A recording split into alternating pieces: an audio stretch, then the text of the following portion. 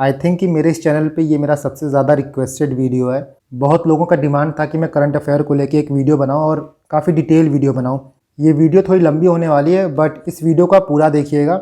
मैंने इस वीडियो में करंट अफेयर के हर एस्पेक्ट को कवर किया है। इसके बाद मैं आपको बताऊंगा कि मैंने कौन सा रिसोर्स फॉलो किया था करंट अफेयर के लिए। और मैं अभी बता देता हूं कि मैंने सिर्फ एक रिसोर्स यूज़ किया था, मेरा एक प्राइमरी रिसोर्स था, बाकी मैं इधर उधर से ऐड ऑन करते रहता था। लास्ट में मैं आपको ये भी दिखाऊंगा कि जो रिसोर्स मैंने फॉलो किया था उससे कितने क्वेश्चंस आए हैं। आप यहाँ देख सकते हो स्क्रीनशॉट जो है वो ऑलरेडी अटैच्ड है क्वेश्चन के सामने। इसके बारे में हम लास्ट में बात करेंगे। आगे बढ़ने से पहले काफ़ी लोग मुझसे बोल रहे थे कि सर आप एथिक्स के केस स्टडी का पार्ट 2 अपलोड कर दीजिए, तो उसको मैं आज शाम तक अपलोड कर दूंगा। आप ये देख सकते हो, ये एथिक्स का नोट्स है। ये एथिक्स का नोट्स का पार्ट 1 है। मैंने इसमें काफ़ी चीज़ें डाल दी हैं। इस नोट का पार्ट 2 आपको 1-2 दिन में मिल जाएगा। बाकी ये केस स्टडी के सॉल्यूशन है और ये केस स्टडी का PDF है। ये सारे चीज़ मैंने अपने टेलीग्राम चैनल पे ऑलरेडी अपलोड कर दी है, तो आप मेरे टेलीग्राम चैनल से जाके इसको डाउनलोड कर सकते हैं। मेरे टेलीग्राम चैनल का लिंक आपको डिस्क्रिप्शन बॉक्स में मिल जाएगा।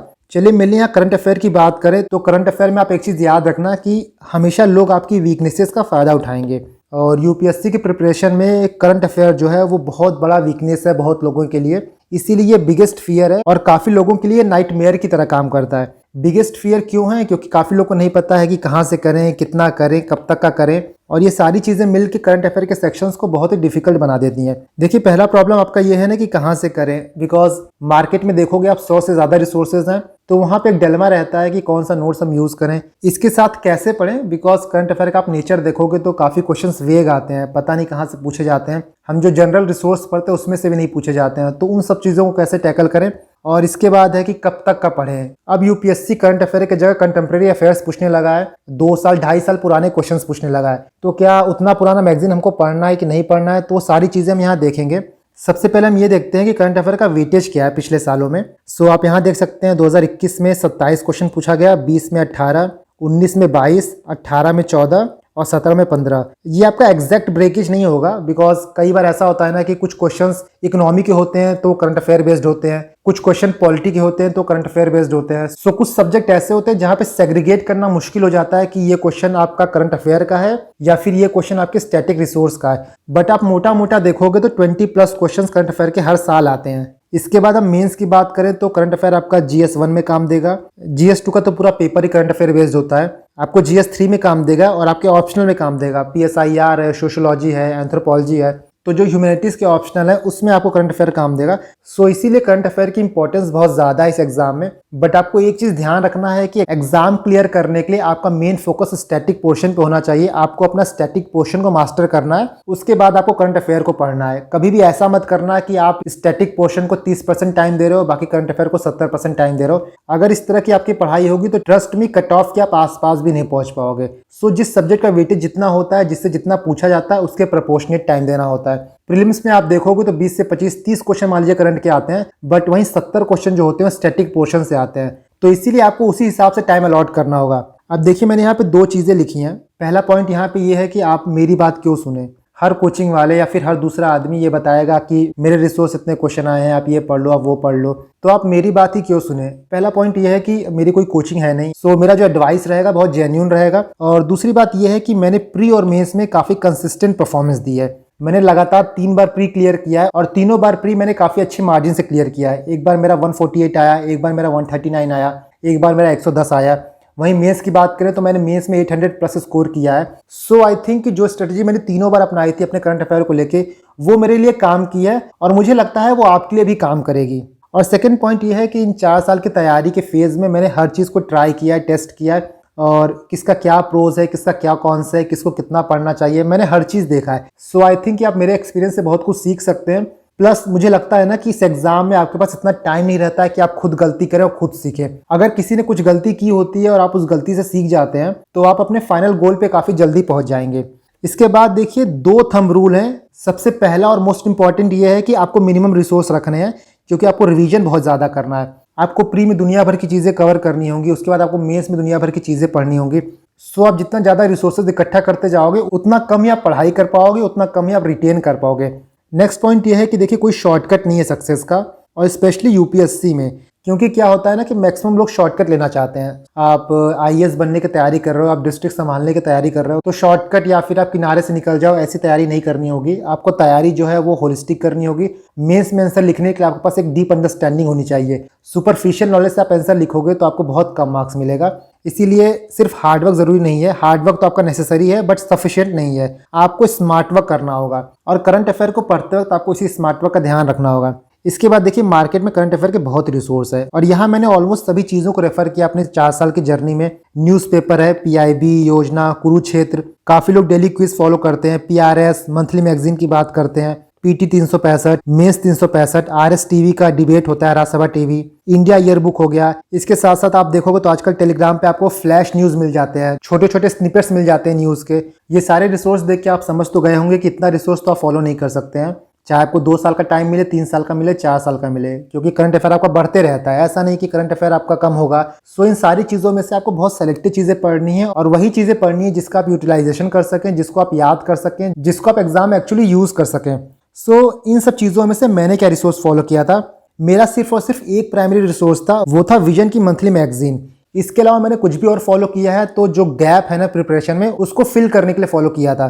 दूसरी चीज़ जो मैंने देखी थी वो विजन का डेली न्यूज़ आता है। आप विजन की वेबसाइट पे जाओगे, वहां पे जब आप रिसोर्स के सेक्शन में जाओगे तो वहां पे आप देखोगे डेली न्यूज़ करके एक सेक्शन होता है। उसमें विजन वाले क्या करते हैं ना कि हर दिन न्यूज़ अपडेट करते हैं। बेसिकली 3 से 4 पेज का वो नोट्स होता है। उन 3-4 पेजेस में से सिर्फ आपको 1 लाइनर चीज़ें पढ़नी है, बेसिकली वर्ड एसोसिएशन के लिए चीज़ें पढ़नी है, ठीक है। उसमें से भी आपको सिर्फ 3 चीज़ें फॉलो करनी है। पहला आईआर में सिर्फ आपको देखना है प्लेसेस इन न्यूज़, दूसरा एनवायरमेंट और तीसरा साइंस एंड टेक। सिर्फ आपको यही चीजें पढ़नी है और इसका आपको शॉर्ट नोट्स प्रिपेयर कर लेना है। मुश्किल से आपके आधी पेज का नोट्स बनेगा। इसके बाद जो लास्ट चीज मैंने फॉलो की थी वो है टेस्ट सीरीज। जैसा मैंने आपको अपने पिछले वीडियो में बताया था कि जब मैं टेस्ट सीरीज लगाता हूं तो जो उसमें करंट अफेयर के क्वेश्चंस आते हैं उनको मैं कहीं साइड में लिख लेता था। सो ये 3 चीज जो है ना वही मैंने करंट अफेयर के लिए फॉलो किया था। अब हम बात करते हैं पीटी 365 की और मेंस 365 की।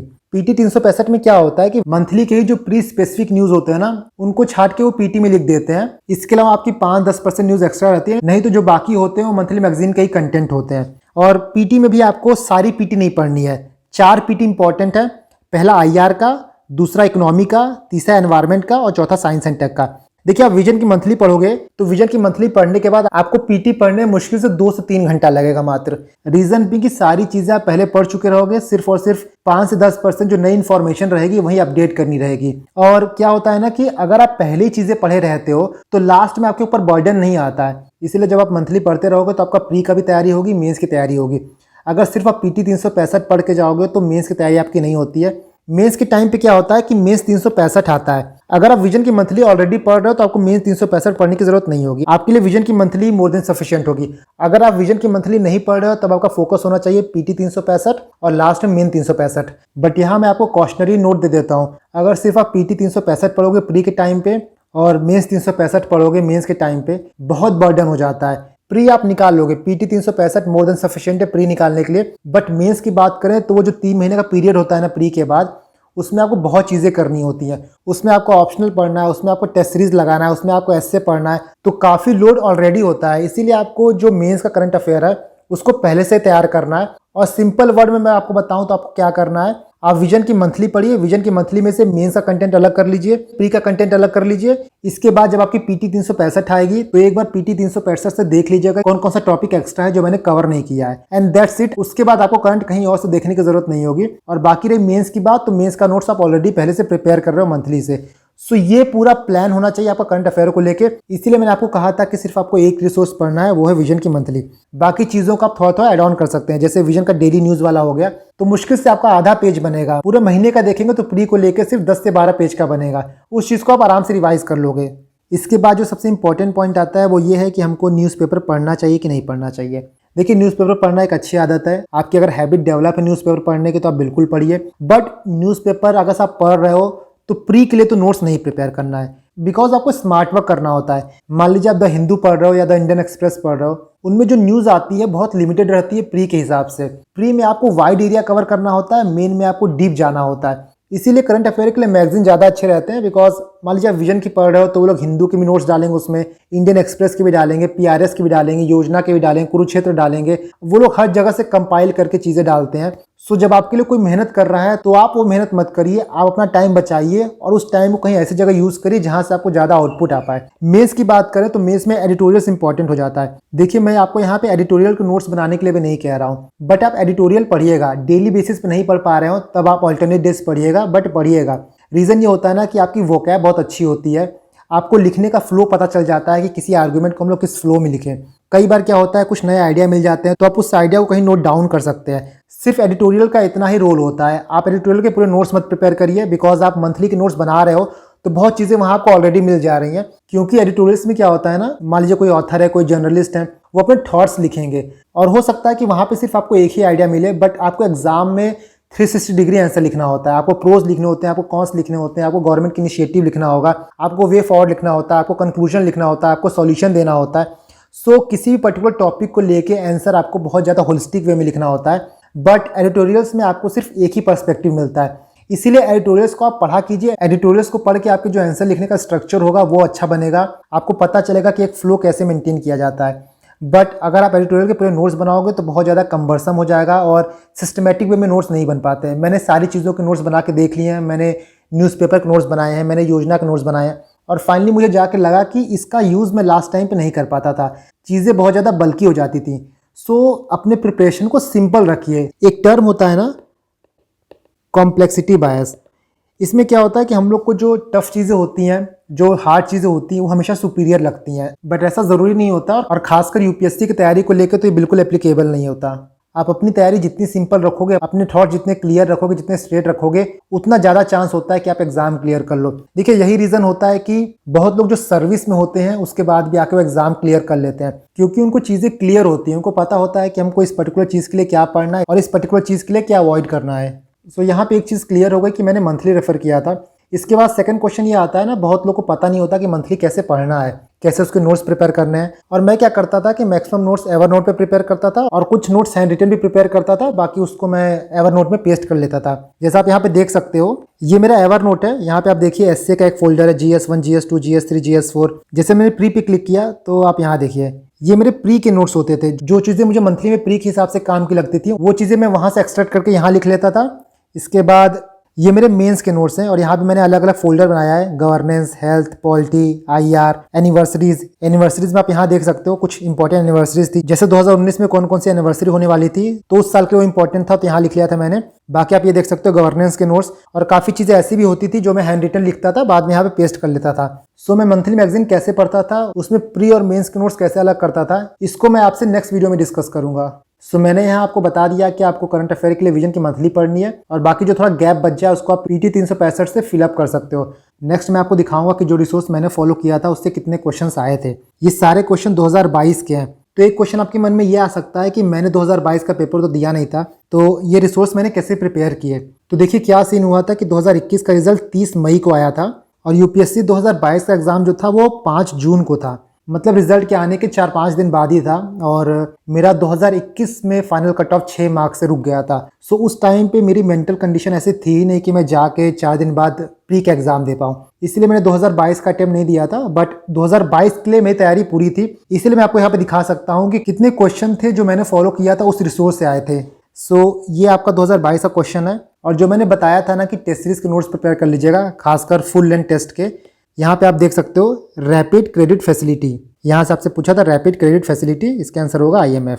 सेकंड क्वेश्चन देखिए G20 कॉमन फ्रेमवर्क के बारे में पूछा था। ये आपके विजन का करंट अफेयर है। यहाँ देखिए कॉमन फ्रेमवर्क G20, इस चीज से आपका ये क्वेश्चन सॉल्व हो जाता। इसके बाद यहाँ देखिए पूछा था इन्फ्लेशन इंडेक्स बॉन्ड। ये क्वेश्चन बेसिकली स्टैटिक क्वेश्चन है, बट इसका सॉल्यूशन आपको PT में भी मिल जाता और मंथली में भी मिल जाता। इसके बाद देखिए ये, इसके बाद यहाँ आपसे पूछा था फॉरेन ओन्ड ई-कॉमर्स फर्म के बारे में जो कि इंडिया में ऑपरेट कर रहे हैं। ये क्वेश्चन आपका PT 365 से भी निकल आता, और साथ में अगर आप मंथली पढ़े होते तो मंथली से भी निकल आता।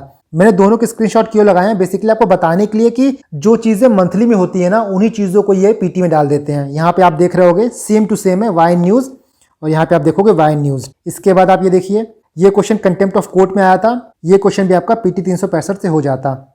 इसके बाद आप ये देखिए आयुष्मान भारत डिजिटल मिशन, ये भी आपकी मंथली मैगजीन में क्लियरली दिया हुआ था। नेक्स्ट आप ये क्वेश्चन देखिए, तो 1-2 साल से ऐसे क्वेश्चन यूपीएससी बहुत पूछ रहा है कि कौन सा लेक ड्राई हो रहा है, किस लेक में पानी कम हो रहा है, बट मुझे मेरे रिसोर्स में ये क्वेश्चन नहीं मिला था। इसके बाद देखिए ये क्वेश्चन आया था 11th को लेके, ये आपको पीटी में मिल जाता और ये आपको मंथली में भी मिल जाता। नेक्स्ट क्वेश्चन देखिए, यहाँ पूछा था कि which of the following border with Afghanistan. इसका आंसर आपको पीटी में मिल जाता, इसका आंसर आपको मंथली में भी मिल जाता।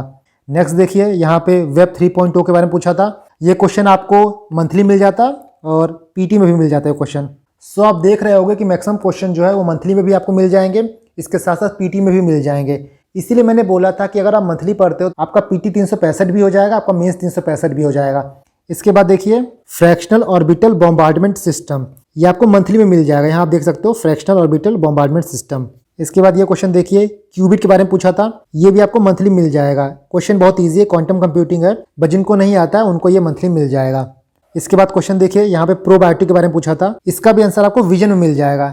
इसके बाद देखिए, ये क्वेश्चन आपको सोलर स्टॉर्म को लेके आया था, ये क्वेश्चन आपको मंथली मिल जाएगा, साथ में क्वेश्चन आपको पीटी में भी मिल जाएगा। इसके बाद ये देखिए गोल्डन महसीर आया था, ये क्वेश्चन आपको मंथली मिल जाएगा, ये क्वेश्चन आपको पीटी में भी मिल जाएगा। यहाँ पूछा था WHO एयर क्वालिटी गाइडलाइन के बारे में, ये क्वेश्चन आपको आराम से पीटी 365 में मिल जाएगा। नेक्स्ट आप देखिए मियावाकी मेथड के बारे में पूछा था, यहाँ पे देखिए दिया हुआ है, ये आपको मंथली मिल जाएगा। यहाँ देखिए पूछा था इसमें से किसमें इंडिया मेंबर है, इसका आंसर आपको पीटी में भी मिल जाएगा, इसका आंसर आपको मंथली मिल जाएगा। यहाँ मैंने स्क्रीनशॉट लगा दिया है, देख सकते हैं आप। इसके बाद यहाँ देखोगे ना तो यहाँ 5 स्टेटमेंट दिए थे वियतनाम को लेके। इस क्वेश्चन को आप मंथली से आराम से कर लेते अगर आप विजन की मंथली का ये आर्टिकल पढ़े होते, इंडिया एक्सपोर्ट। नेक्स्ट देखिए नॉन फंजिबल टोकन के बारे में क्वेश्चन है, ये भी आपका मंथली हो जाएगा आराम से। नेक्स्ट क्वेश्चन देखिए, यहाँ पे 2 स्टेटमेंट दिए हैं, ये स्टेटमेंट आपको मंथली से नहीं मिलेगा बट ये मिल जाएगा, national institute of urban affair, यहाँ देख सकते हो। सो यहाँ पे आप 2 ऑप्शन एलिमिनेट कर लोगे। इसके बाद देखिए यहाँ पे यूएन जनरल असेंबली के बारे में क्वेश्चन है, ये भी आपको मंथली से आराम से मिल जाएगा। नेक्स्ट क्वेश्चन देखिए ग्रीन वॉशिंग के बारे में है, ये भी आपको मंथली से मिल जाएगा आराम से, यहाँ देख सकते हो। इसके बाद देखिए यहाँ पे 3 स्टेटमेंट दिया है, ये भी आपको मंथली से आराम से मिल जाएगा। यहाँ पढ़ सकते हो आप कि इंडिया का लार्जेस्ट सोलर पार्क जो है वो रन ऑफ कच्छ गुजरात में है, और यहाँ देखोगे तो लिखा है कि इंडिया का largest floating solar PV plant जो है वो आंध्र प्रदेश में है, बट यहाँ पे लिखा है कि ये गोवा में है, सो आपका ये गलत हो जाएगा। इसके बाद देखिए ये क्वेश्चन यूएन क्लॉज के बारे में पूछा था, ये आपको पीटी मिल जाएगा और ये चीज़ आपको मंथली में भी मिल जाएगा। नेक्स्ट क्वेश्चन देखिए सेनकाकू आइलैंड के बारे में पूछा था, ये भी आपको मंथली में आराम से मिल जाएगा। यहाँ पे रामानुजा के स्टैचू के बारे में पूछा था, सो ये भी आपको मंथली मिल जाएगा। इसके बाद देखिए यहाँ पे बी सेल टी सेल के बारे में पूछा है, ये आपको पीटी में मिल जाएगा, पीटी 365 में साइंस के। नेक्स्ट आप देखिए नैनो पार्टिकल के बारे में बोला है यहाँ पे, ये भी चीज़ आपको पीटी मिल जाएगा।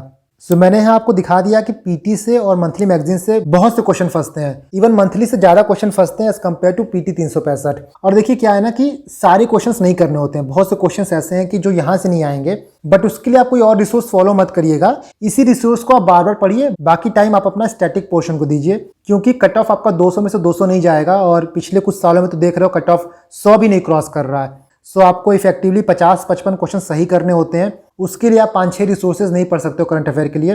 विजन की मंथली को अच्छे से करिए, जो चीज़ें आपसे छूट जाएंगी वो पीटी 365 से कर लीजिएगा, इतना काफ़ी है करंट अफेयर कवर करने के लिए, प्री के लिए भी और मेंस के लिए भी। सो आई होप कि आपको चीज़ें क्लियर हो गई होंगी और करंट को लेकर जितने भी आपके मन में डाउट होंगे वो सारी खत्म हो गए होंगे। और मैं आपसे फिर लास्ट में बोल रहा हूँ कि करंट अफेयर का कोई भी एक रिसोर्स फॉलो करिएगा, मल्टीपल रिसोर्स की तरफ मत जाइएगा, एक रिसोर्स को बार बार रिवाइज करिएगा। मैंने विजन की पढ़ी है, बहुत लोग मुझसे ये पूछेंगे कि सर दृष्टि कैसी होती है, इनसाइट कैसी होती है, IAS बाबा कैसी होती है, तो वो चीज़ें मैंने रेफर नहीं की है, मैंने मैगजीन में सिर्फ विजन को देखा था, इसके अलावा मैंने कुछ और मैगजीन फॉलो किए थे, बट मुझे विजन ही बहुत सिस्टमेटिक लगा, तो वापस मैं विजन पे ही आ गया। So in the end I hope this video will definitely help you to use your preparation. Thank you.